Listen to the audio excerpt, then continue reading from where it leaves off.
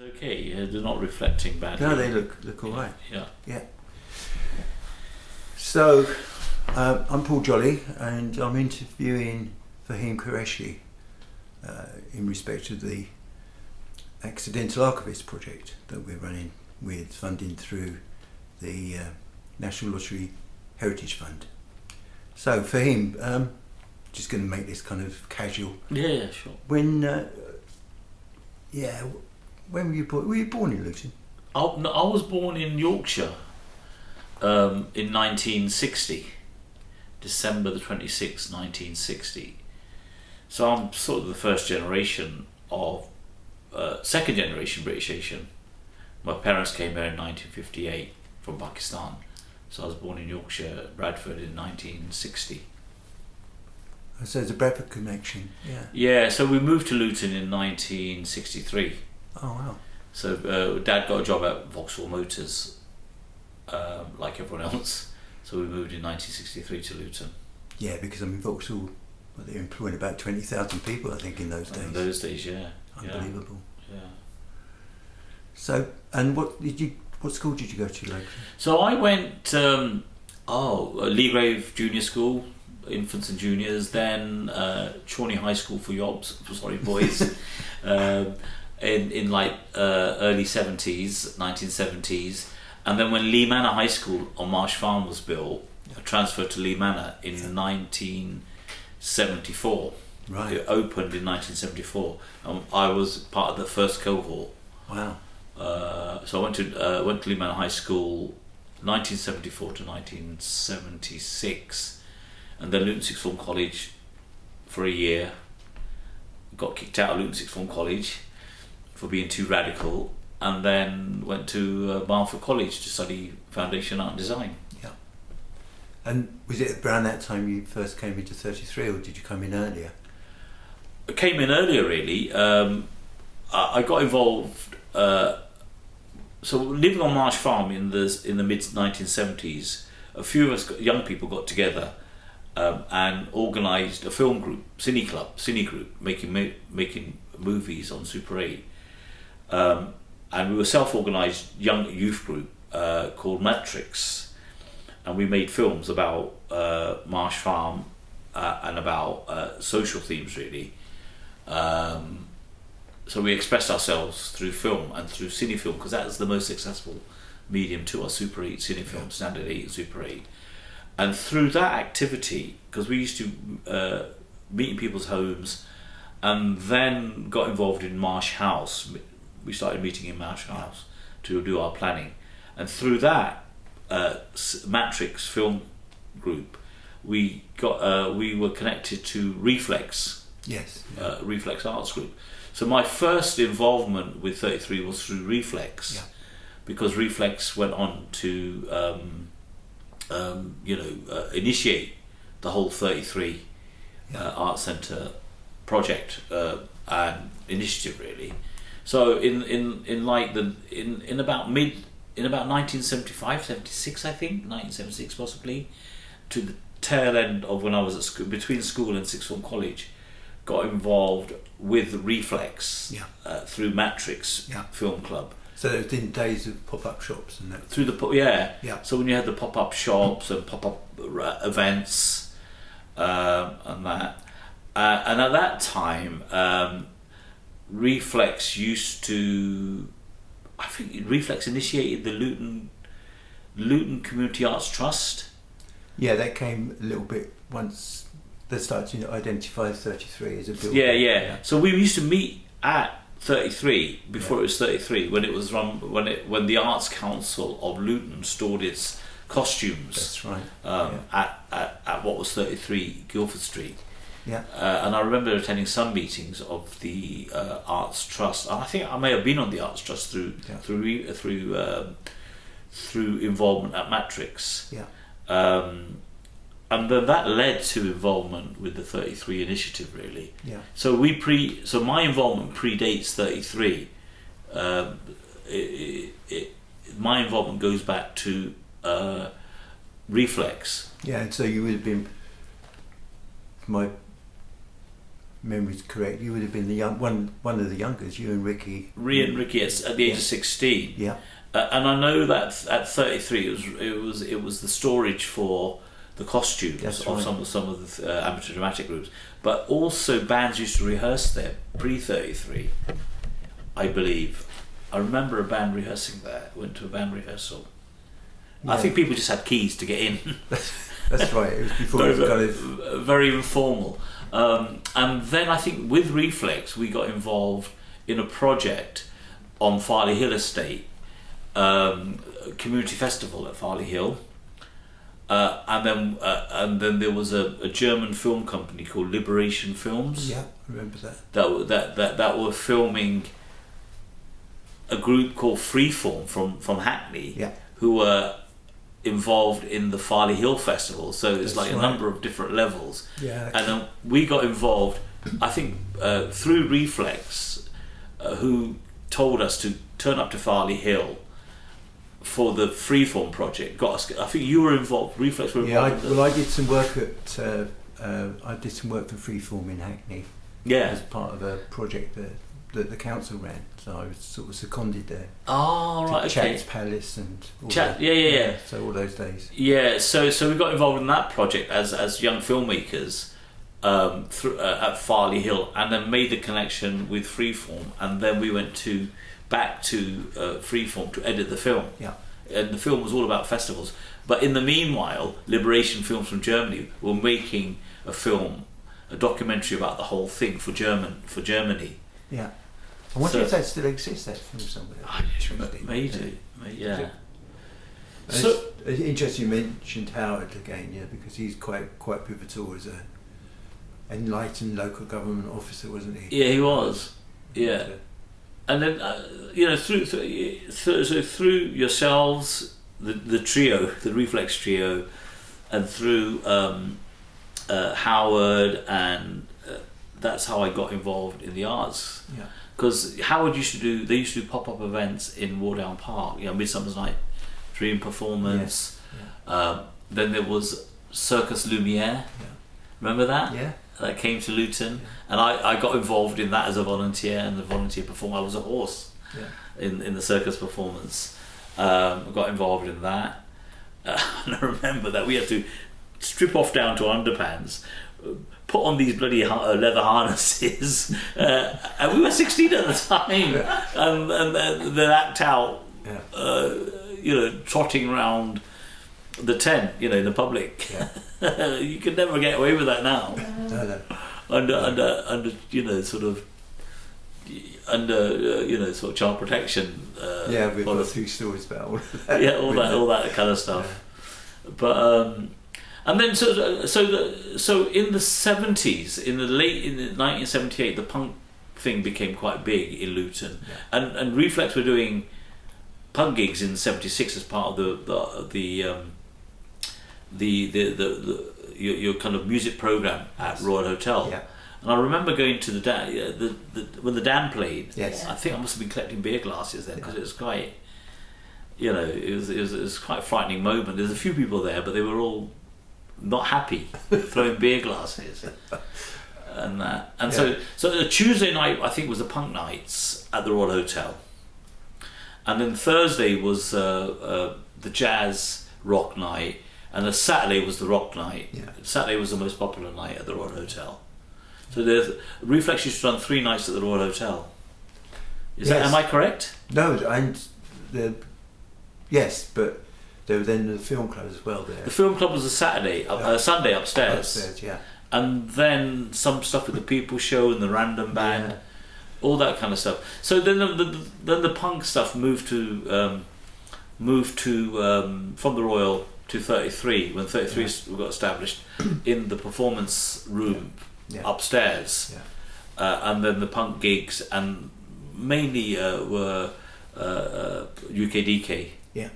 And I was putting on gigs at Barnfield College when I was there with the Resistors, which was the precursor to UKDK. Yeah. And then one of our lecturers at Barnfield College on the Foundation Art course was Al Rees. Yeah. Do you remember that? I do remember Al Rees. Yeah. and he was involved with Reflex as well, with Tim, and the film. Yeah, I don't know what happened to him in the end. He lived in Luton, but then he also lived in London, in Tottenham Court Road. Yeah, I don't know what happened to him. No. Tim might. So tell me about going outside of London through Vicky and through the agents. Then, when they said, "Look, we need to get you round the country," then was that kind of a discussion that you had? How did that work? And that was kind of interesting because actually they just did TV, radio, and that sort of thing.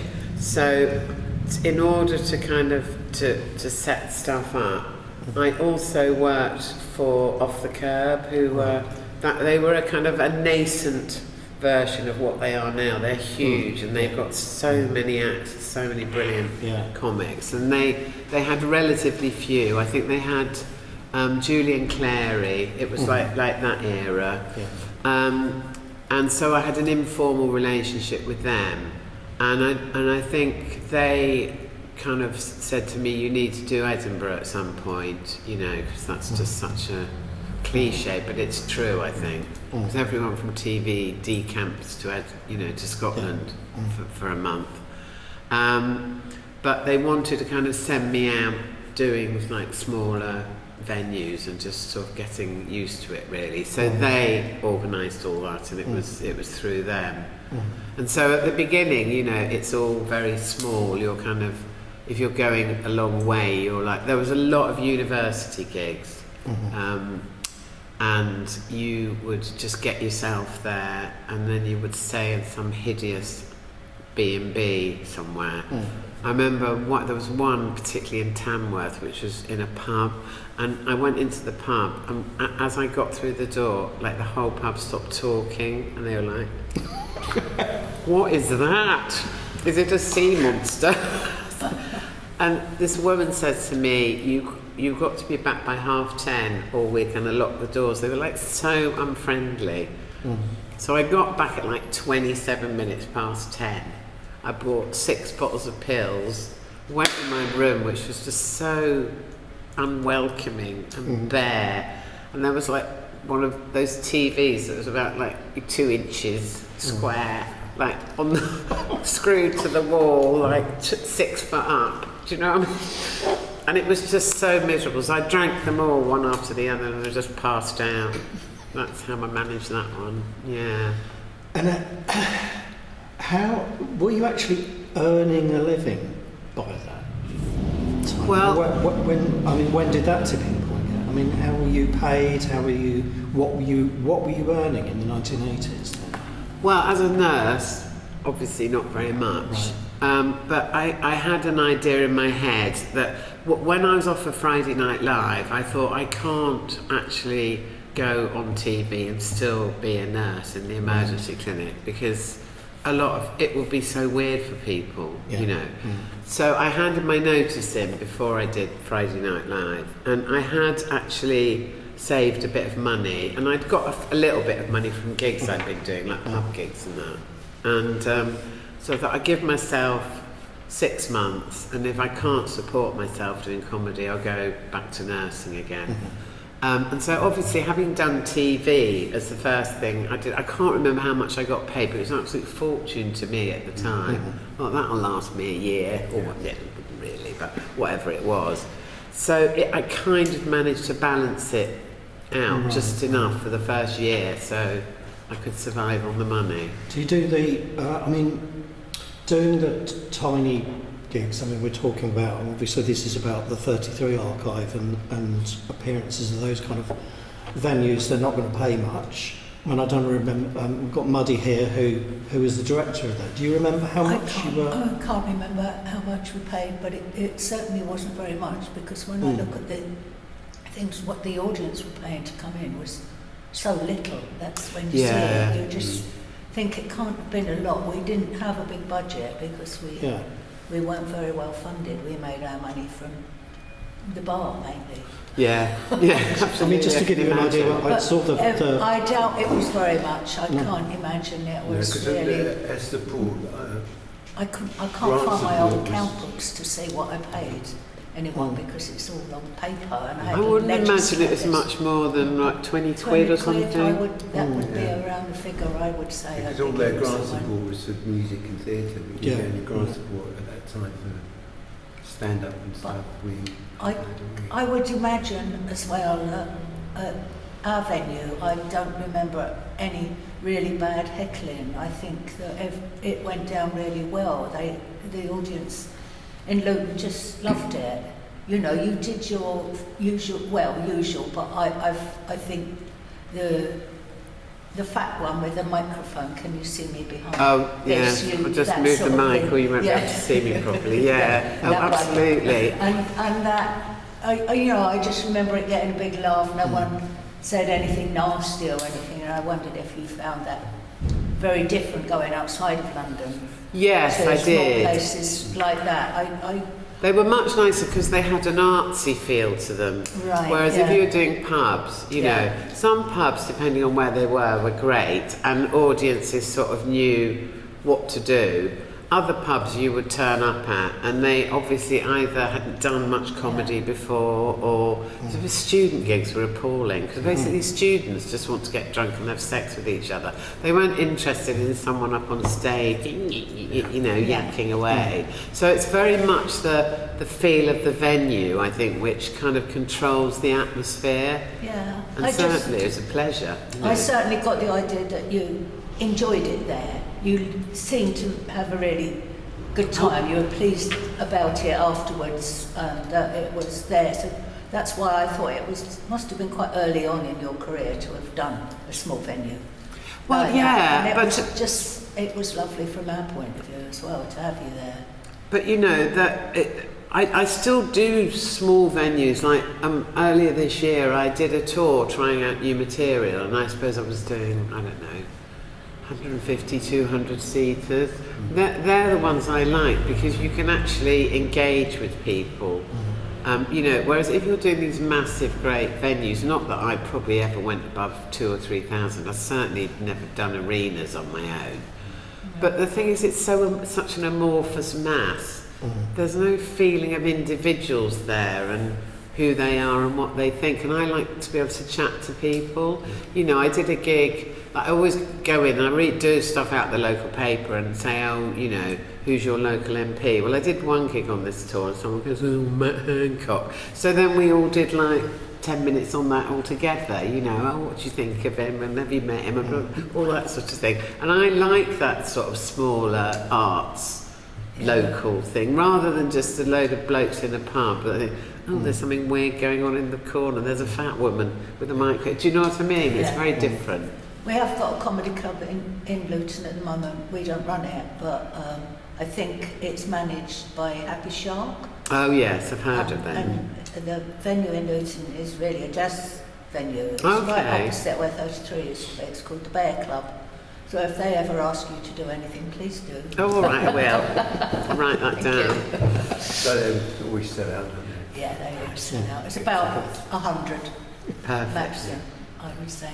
Good great hands. Yeah. Good It's place. a case of when you're doing those small venues, I mean, would you say they're bread and butter, not financially, but in terms of experience, so that you have a nice experience to balance against, like you say, the student gigs, which are just awful and you get heckled all the time and it's not a great experience? Yeah, they very much are. You do feel with the smaller sort of art centre type venues that people will give you a hearing before they lay into you, and even if they don't like you, they just won't laugh quite so much. They're not horrible to you, Whereas other places, and I think everyone, when you start off, we've all worked in like such weird places. I mean, I did a small venue out in Oxfordshire somewhere, and my dressing room, in inverted commas, was the disabled toilet, and I kind of hope that no one there was disabled that night, because I wouldn't have shut them out, but it was a bit weird, me kind of. And I had to sit on the toilet with the lid down, and it was so. And then there was Eugene Cheese used to run a gig. Oh God, I can't remember what it was called in central London, just off Carnaby Street. and we had to go in the kitchen and wait to go on. And there were no chairs or anything, you just had to stand up all night, you know, and there was like, well, at least they'd done the washing up, I think, but it was such a weird, you know, and you just got used to the weirdness of everything, really. It was fine. I was fairly flexible, I didn't mind, really. And of course, in the Comedy Store, the toilet was miles away, so all the blokes would piss in the sink. And if you were a woman, you were like, oh, okay. I can't get to it on the sink. Well, I remember getting fed up with that and saying to someone one night, oh, I'm dying for a piss and I haven't got time before I go on. And he went, like, I'll hold the door. So I did manage to manoeuvre my way up there. But then he forgot and sort of wandered off, and then some other comic came in and I was like, oh, sorry. You know, all that sort of thing. It was, And you were touring with it, you had someone who drove you, or did you do most of the driving? Initially, no, I didn't have anyone. I did most of the driving, but once Off the Curb set up formal gigs, yes, we'd have a driver, and you know, as time went on, you noticed the hotels were getting a bit nicer every time. I can remember going into one hotel, I'd sort of not got used to the fact that they had gone so upmarket. And I'd had a rush out of home, and I had a Tesco's carrier bag, and this woman goes to me, I'm sorry, homeless people aren't allowed in here. I'm not homeless, I'm staying here. I quite enjoyed that moment. She was very embarrassed. Can you say something about fellow women comedians who, you know, obviously you were friends with a few people, and was there a sense of, you know, we're all in this together? Was there any competitiveness, or was there were so few of them then you would only see them occasionally? I mean, what was it like? There were very few women. I'd say between 15 and 20 when I started off, where there were maybe 250, 300 men. So you would very rarely be on the bill with another woman. So, I mean, I'm the middle child of two brothers, so I kind of quite like the rough and tumble of, you know, the way that men behave, and so I didn't mind that at all. But I also think with my act, I was quite combative, you know. Like I didn't lay into people straight away, but if they laid into me, then I gave it to them with both barrels. Because I've been dying to do it for years, and also I think, you know, I was prepared for it in that I had a sort of sliding scale of heckle put-downs as well. So they're sort of like your armour in a way, you know, that if someone does a sweet little heckle, you just do a nice little reply, and then if it's like really awful, you go sort of up to nuclear. And but I think a lot of other women, like if you look at someone like Hattie Hayridge, had a very particularly structured act, which was really well crafted one-liners that were quite surreal. And she wasn't one of those people that you could just tune into now and again. You actually had to listen to her, you know. Whereas with me, I was kind of more like a bit all over the place, and I tried to learn how to talk to people in the audience, and she wouldn't really engage with the audience as well. She was like almost like an actor doing a monologue in some ways. Hilarious. I mean, really funny. So it was. I think those sort of women probably found it more difficult if they were in a rough gig, you know.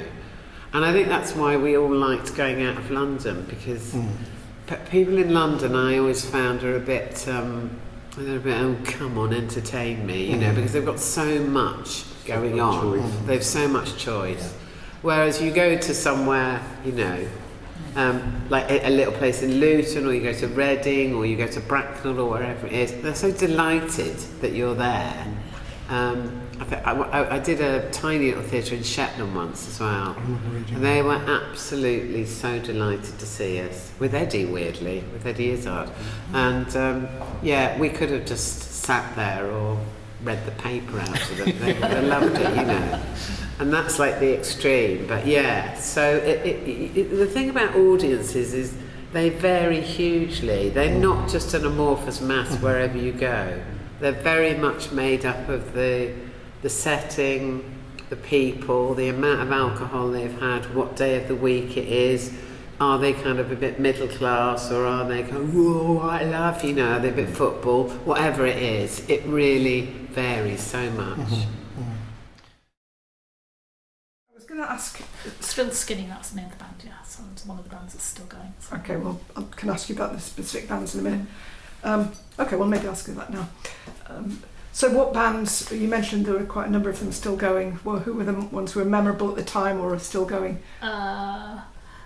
There was Thrill Skinny was one of them, and they were a local band, and they're still going. They still do stuff, and they've also do a fanzine and things like that called Clod, and they do Luton Haiku, which is basically in the Guinness Book of Records because they write a haiku every day, and we've got more haikus written about Luton than any other place in the whole world. So they were a great little band. So, and there was another band called Irritant, who were very loud,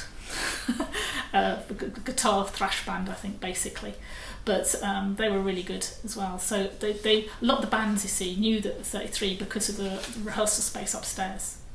So that if you go out of that room, you'd downstairs there'd be the cafe, where the food was prepared, the kitchen, and then upstairs. Is that in a basement? In the basement, yeah. And then upstairs there was a rehearsal room, and where the bands rehearsed, and that was very, very popular. That was booked all the time. But looking back, it was a complete nightmare because it was soundproofed by tyres underneath things. But I think it's probably saved because, and there's used to go in there and hoover around. That's nothing. I mean, you did everything in 33. You hoovered, you did everything. We did getting rid of the cigarette stubs and stuff. It's squelchy in there. It was literally squelchy. So it was probably not so much a fire because of all the horrible squelchiness of it. But the bands loved it because it was like a very peaceful little. But they had to drag their stuff up the stairs, which was a bit of a pain for anyone with a drum kit. But yeah, but I do remember there's a store cupboard just beside it, and I do remember because I used to go out when they store all the beer cans because I used to drive to the cash and carry in a van where if you pulled the lever up too fast, it used to come out in your hand. So it was horrendous, absolutely horrendous. I don't know how that lasted, that van, but it did. But anyway, so you were multi-skilled, and I was told to learn a van because of that.